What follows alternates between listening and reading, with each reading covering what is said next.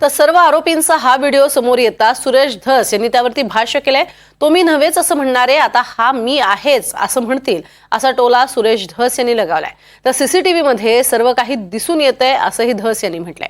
शिवाय मृत सरपंच संतोष देशमुख यांचे बंधू धनंजय देशमुखांनीही आता फुटेजच्या आधारे सगळ्यांवरती ऍक्शन घेणं गरजेचं आहे असं सांगत पुढील तपास वेगानं करण्याची गरज असल्याची अपेक्षा व्यक्त केली आहे। हे बघा, मी जे आरोप केले होते त्याचे पुरावे मला वाटतं SITने पुढे आणलेले आहे। मी अगोदर आरोप केले होते म्हणजे हवेत केलेले नव्हते।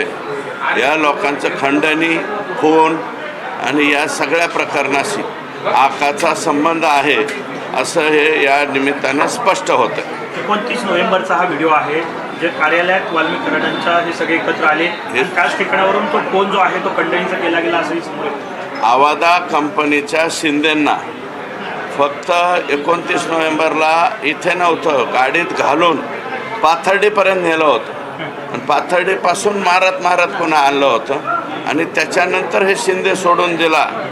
त्याचं हे मला वाटतं त्याचं CCTV फुटेज आहे। त्याच्यामुळं 101% आका, विष्णू चाटे, सुदर्शन घुले, आंधळे हे आरोपी, हे सगळेच्या सगळे आरोपी खरे आहेत याच्यावरून पुष्टी या ठिकाणी मिळते। की आता जे हे चित्र समोर आलेलं आहे, आता जो CCTV आलेला आहे त्याचा FIR देखील आहे, त्याचे फोन कॉल्स देखील आहेत त्या दिवशीचे।